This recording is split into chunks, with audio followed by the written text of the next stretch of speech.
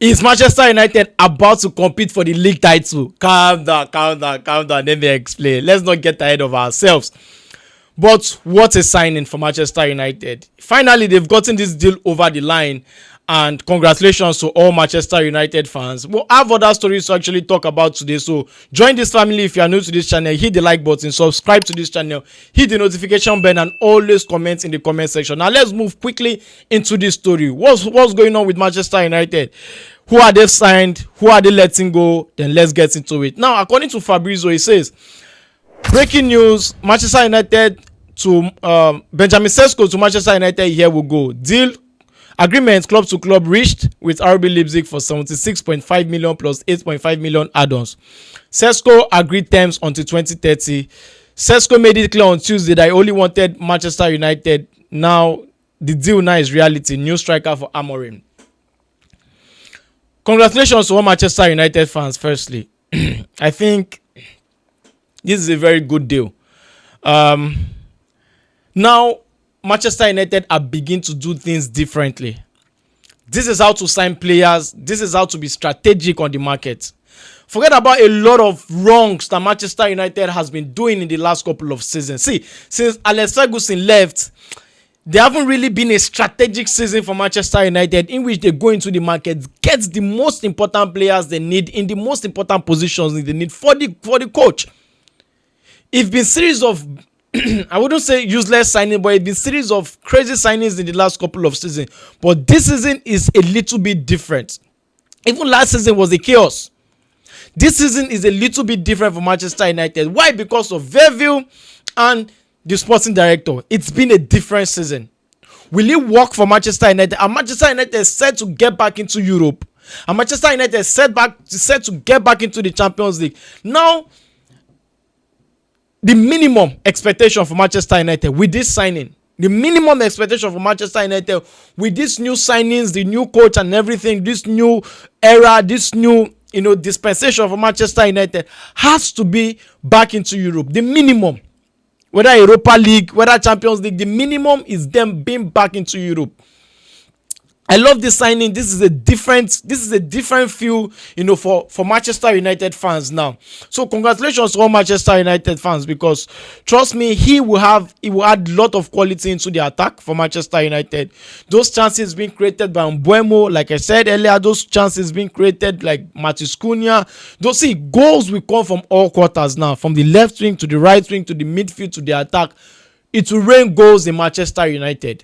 Now, this brings me to the question, or to the statement that Amorim will be under severe pressure this season because he has to deliver. This is Manchester United spending over 150 million in 2 strikers in the last 3 seasons, or close to 180 million in 3 strikers in the last 2 seasons or 3 seasons. From Højlund to Zexi now to Sesko. One of them will leave definitely, but the pressure now falls back to Ruben Amorim because he has to deliver. This is the point where you know that yes, he has been given what he wanted. He has been given the quality that he wanted. He has been given the quality that will make him succeed. Now he has to deliver. The pressure will be mounted on him this period. So to all Manchester United fans, the minimum expectation has to be Champions League football or minimum Europa League football, because we need to get back. Manchester United has no business finishing 14th, finishing 15th this season. Has no business in that particular log on the table. Manchester United needs to, in fact, they even need to push for the title. That's like the maximum expectation to them, because they are not going to be playing in the Champions League. That's one. So they have enough rest days. They're not going to be playing in anything Europe. So they have enough rest days. See, in fact, this is a blessing in disguise, because they have a lot of time to work on their perfection, to work on their style of play, to work on their formation, to work on how the coach wants them to play, and to work on their strategies. Because they are not going to be in Europe, definitely. So for Manchester United, this is a very good signing for Manchester United. This, to me, complete the jigsaw. Now, yesterday, Manchester United was linked with Béléléba. I think Béléléba will be one of the most important signings for Manchester United if Manchester United goes ahead and sign him, because that is one of the best players when it comes to press resistance in the Premier League. He is the player that replaced Moses Caicedo, He was bought for 26 million from the French league. That is the player that replaced Moses Caicedo. Very good player. See, he's an hybrid kind of midfielder. Defensively, he's good. Number 6 is good. How to start build up, he's there. How to break up play, he's there. How to he push forward, he makes assists, and he also scores goals.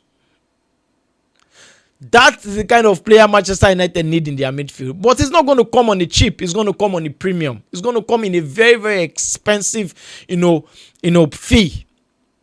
And Manchester United are ready to pay 100 or 90 or 80 million for that kind of player.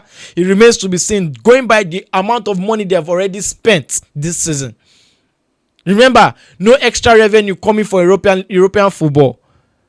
Now they have to sell. But having Balleba in that squad, it should be one of the best pieces of business this season, because Balleba is a very quality player, press resistant, like I said earlier. One of the players who I know are press resistant are players like Moussa Dembele in Tottenham back in the days. Players like Sergio Busquets. Those are press resistant midfielders. Players like Rodri, you can't easily get the ball off them. You can't rush them and get the ball off them. Those are the kind of players that will suit this Amorim style, because Amorim build up from the back, obviously. 3 at the back, and they play into midfield and they build up. So when you have a player like Béléléba linking up with a player like Fernandes, linking up with the 2 players on the wing in Mbeumo and Cunha, and you have somebody to finish up those chances up front in Sesko, then Manchester United minimum expectation has to be playing Champions League football next season. So let's see what happens with Manchester United this season, because that will be, the pressure. Like I keep repeating, the pressure will be mounted on Ruben Amorim this season. So let's see how that goes. Then, are you a football fan and you're not making money through football? Then you are dulling. That's why I bring to you legit information you can take to the bank. That's why I bet with LineBet, a very reputable company who have the best odds on the market, who have the best cash out on the market. And guess what? Djibril Cissé, the former Liverpool striker who won the Champions League with Liverpool, one of the best strikers, to ever play this game, is a brand ambassador of this company. And they are also partners with AS Monaco. So you could see that they are a legit and one of the best companies out there when it comes to, betting. So use my promo code MikeWay10 to get 100% bonus on your very first deposit. So bet smart, bet wise, bet with the best, bet with LineBet and start making money now.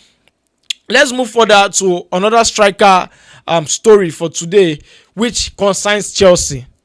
Now, due to the fact that Newcastle have lost so many players in which they have linked to, we're not going to go about, mentioning those players now. Now, let's focus on their next plan, their plan B, after losing Benjamin Šeško to Manchester United. They've been linked with Goncalo Ramos, from PSG. They've been linked with Kolo Muani, from Juventus. Then the very most important one that they've been linked with, after being linked with the Aston Villa striker. All right. Now they've been linked with a Chelsea striker. Who am I talking about? Now, according to Mark Plettenberg, he said, FC Bayern have made inquiries about Nicolas Jackson. Bayern Munich are in the mix. In the last few days, Bayern has also gathered information on this current price and conditions. Newcastle are seriously interested. Now, what Chelsea need is competition for this player to drive up the price. Chelsea has set an 80 million asking price. Now, Newcastle are seriously interested in signing Nicolas Jackson. That is their plan B. They went for Sesko. They went for Ekitike. Ekitike rejected them. They went for Sesko. Sesko rejected them. Now it is time to go for Nicolas Jackson. And Chelsea will not reject them if they pay the asking price. Chelsea are selling players these days expensive. Now, remember, these players have long-term contracts on their books.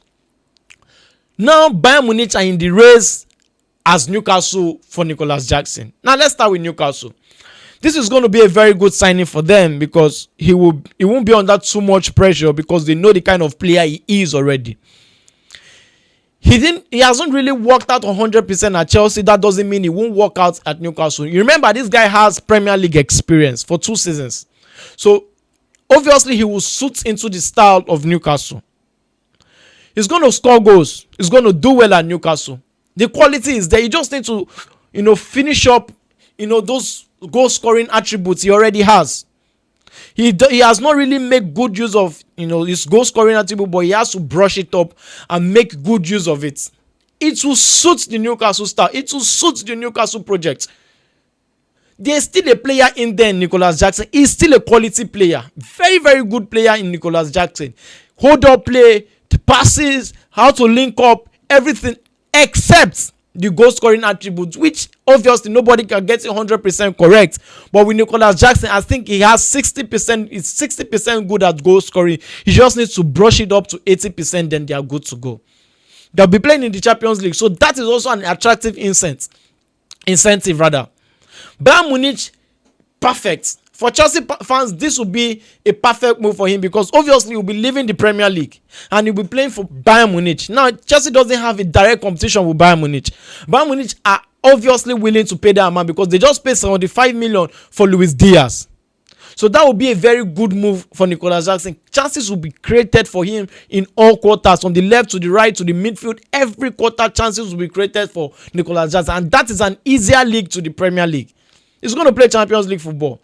So that place he is going to strive. He's going to thrive rather. He's going to thrive in that league. That's if, they agree to pay that fee, for Nicolas Jackson. So what a move that would be. Tell me what you think about the first story I gave about Benjamin Šeško. Tell me what you think. Do you think Manchester United will qualify for the Champions League? Tell me what you think also about, Nicolas Jackson. Do you think this is the best move for him if he goes to Bayern Munich?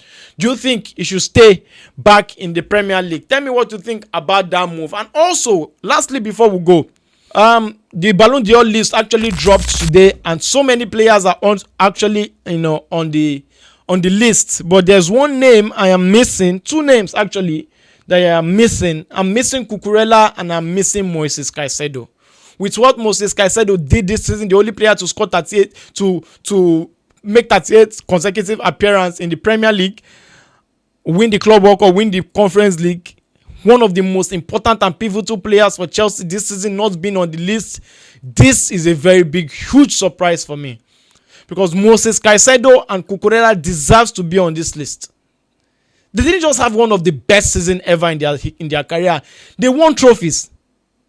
If a player like McTominay can be there, if a player like Nuno Mendes can be there, where is Marc Cucurella? This needs to be re-edited and reshuffled, because trust me, it's not a joking matter, honestly, because there's a whole lot of players in this list, Sesko, Guirassy and the rest. Where is Moises Caicedo? Where is Marc Cucurella? I don't have any problem. Yes, I have Cole Palmer there. Perfect. But where are those two important players for Chelsea this whole season? Chelsea are the champions of the world, let's not forget. And they also won an European tournament, which is the Conference League. And they also qualified for the Champions League. So if all those achievements are being checked, lists are being ticked, where are those players in the Ballon d'Or contending list? Plus, let me know what you think about that list. I will not talk much about it. Let me know what you think about that list. Why are they not there? What do you think? And who do you think should be there that is not there? Let me know and share your thoughts in the comments. Until I come your way again next time, I remain your boy Mike Way. Share your thoughts, hit the like button, subscribe to this channel, hit the notification bell, and watch these videos that are here are very, very important, and you will learn a lot from me. Let me know what you think. Until I come your way again next time, I remain your boy Mike Way. Stay cool. Cheers.